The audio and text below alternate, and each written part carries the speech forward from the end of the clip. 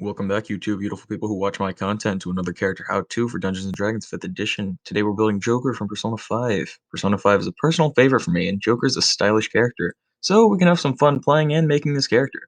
So let's get into the build. Light spoilers for the beginning of Persona 5, if you weren't already figuring that out. Joker is a human boy from Shibuya, Japan, so for the race we're going to pick variant human. For his stats, we're taking the base stats from the player handbook. Roll your own if you want, but this is just for simplicity. His high stat will be dexterity. Joker's a fast character, and so this will be a dex-heavy build with a lot of stealth and speed. His dexterity is going to be 15. Next, his charisma will be 14. Joker could talk anyone into anything, and when he has max social stats, he can talk anyone out of anything.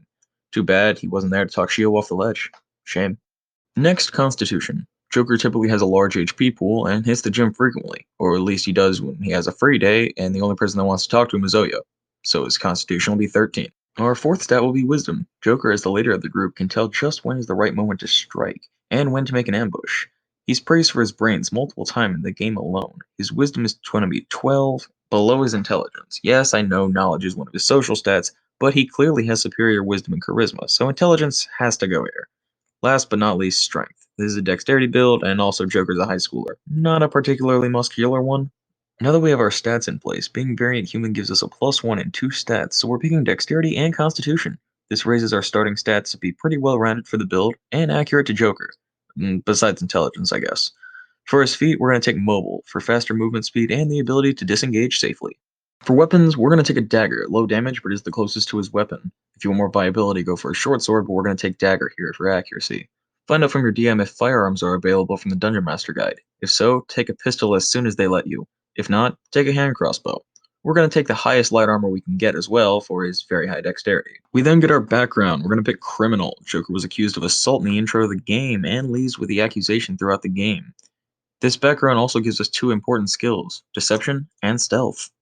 So let's go over our goals for this build. Joker needs to be fast, good move speed, and good AC. Joker will also need to have a persona. This gives him his power and magic in the metaverse. Lastly, we'll need to give him extra sneaky and stealthy abilities. This means we already know what our first level is going to be in, guys. That's right.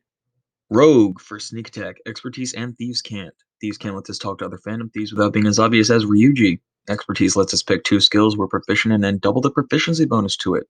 We're going to get expertise in stealth, obviously, and deception. Our sneak attack gives Joker an extra 1d6 damage when he makes an attack at advantage, or when he has an ally within 5 feet of the target. We also get proficiency in Dex and Intelligence saves, and 4 skills of our choice, which we're going to pick Acrobatics, Insight, Persuasion, and Sleight of Hand, obviously. At level 2, we're going to go ahead and multi-class into Warlock. At level 1, Warlocks gain a patron. This patron supplies them with magical power. Joker becomes a force to be reckoned with when he has his metaverse powers. Without them, he's really a teenager who can just do cool stuff.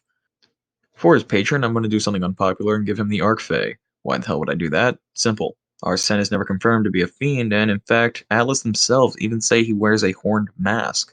I'm picking Archfey mostly for the sleep spell. If there are two things Arsene consistently has in every iteration, it's Aha and Dream Needle. So, we also get the Fey presence for terrifying and charming foes, which is very Joker style. So in the beginning, we're going to start with two cantrips. We're picking Eldritch Blast for Aha, and Friends because Joker is a charming bastard. We're also going to get two spells. We're picking Sleep for Dream Needle, and Arms of Hadar is a nice touch. You can call it Arms of Arsene if your DM allows you to call spells different names for RP's sake. At level 2 in Rogue, we get Cunning Action, so we can dodge, disengage, or hide as a bonus action. Useful and very Joker's style. At level 3, we get our Sneak Attack to do 2d6 damage instead of 1d6. And we get a Roguish Archetype, we're going to take Arcane Trickster, even fits the name, with Trickster. Anyway, Arcane Trickster gets 3 spells at level 1, and 2 first level slots. Since Warlock Pack Magic and Spellcasting Magic stack, now we have 3 first level spell slots. Since we learned 3 more spells from the Wizard spell list this time, we're going to take Color Spray, Charm Person, and Chromatic Orb. Chromatic Orb can do many different elemental damage types, so we can hit Agi, Bufu, Zio, etc. all in one spell. You could flavor this as his wild card, where he switches personas for each element he wants at a time, like Jack Frost for cold, Jack-o'-lantern for fire, or Pixie for lightning. We also get an Invisible Mage Hand and 2 more contrips, so we're going to pick Minor Illusion and Gust so he can make cool anime protagonist wind dance special effects. At level 4 in Rogue, we get an ability score improvement. We're going to put both points in Dexterity to make it an 18 for high physical damage and AC. Moving on, we get a new spell. We're taking Silent Image, which can be used to make it look like your persona appears behind you when you need to intimidate someone. Level 5 Joker Sneak Attack now does 3d6 damage, and he gets an Uncanny Dodge to take less damage from a hit once per turn. Nice.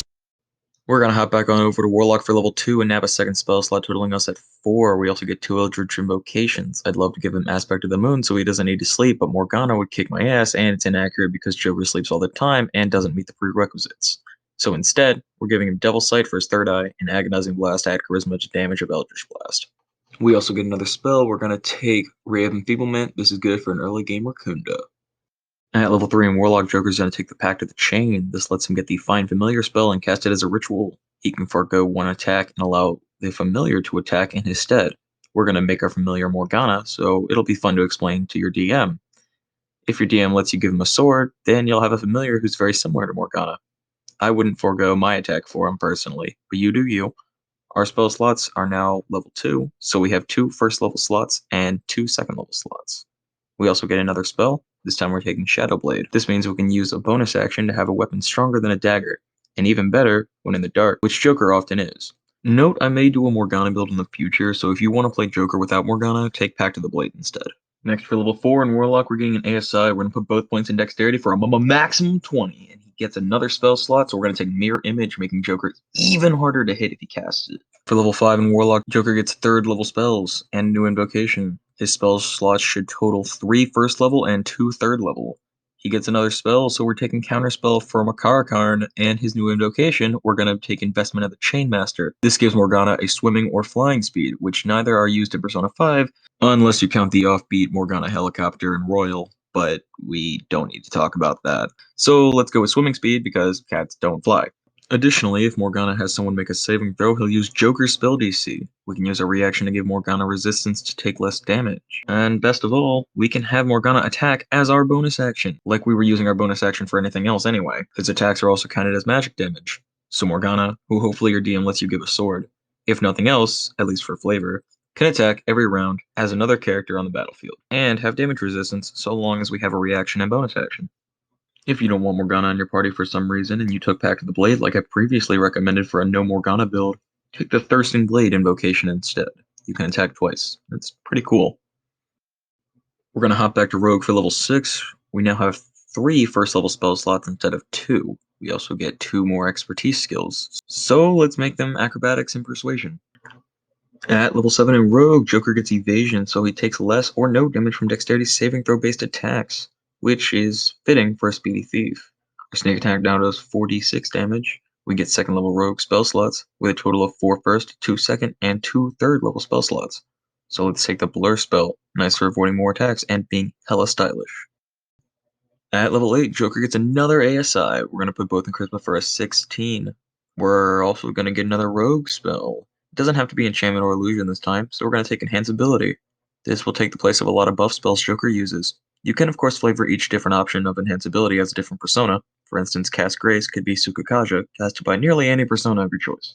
Level 9 gives us Magical Ambush from the Arcane Trickster Rogue. This means if Joker is hidden from a creature before casting a spell, they have disadvantage on the saving throw. Also, our sneak attack die is now 5d6. At level 10, we're going to get another ASI. This time we're going to put in Charisma again for EHA damage and Charm. Gotta bump up them social stats, and now we have a crispy 18. We also get a new Rogue spell. We're taking Invisibility for being hidden's sake. 11th level in Rogue, Joker gets Reliable Talent. This is when he can make his mark as a true show-off by making all 9 or lower on a d20 ability check, with proficiency bonus added, a 10 instead. Our sneak attack is also at 6d6. We also get a new Rogue spell. We're taking Suggestion, purely flavored as Joker's incredible charisma.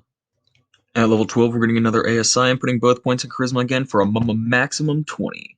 That's a lot of Charm, Intimidation, and damage.